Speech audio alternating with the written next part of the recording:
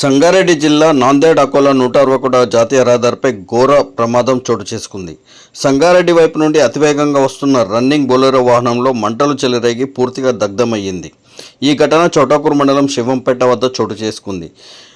ఒక్కసారిగా బొలెరో వాహనంలో మంటలు చెలరేగి కొద్దిసేపట్లోనే పూర్తిగా దగ్ధమైంది. వాహనదారుడు అదృష్టవశాత్తు వాహనాన్ని రోడ్డుపైనే వదిలి ప్రాణాలు కాపాడుకున్నాడు. ఈ ఘటన సంగారెడ్డి జిల్లా చౌటాకూర్ మండలం శివంపేట వద్ద 161వ జాతీయ రహదారిపై చోటు చేసుకుంది.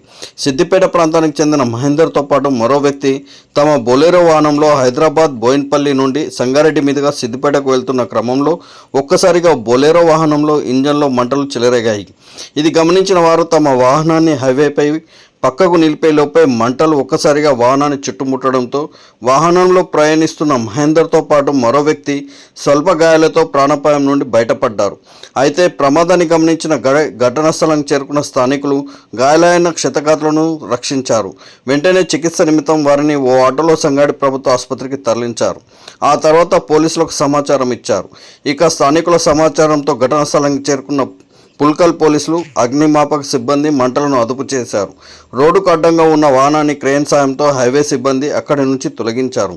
ఘటనపై కేసు నమోదు చేసుకున్న పుల్కల్ పోలీసులు దర్యాప్తు చేస్తున్నారు.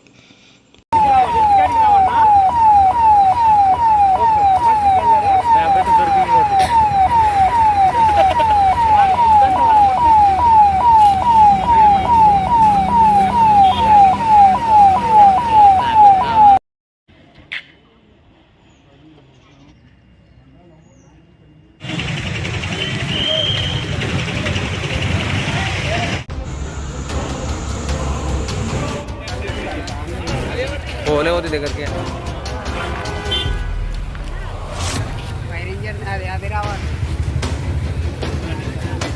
అవును పేలుతున్న టైర్లు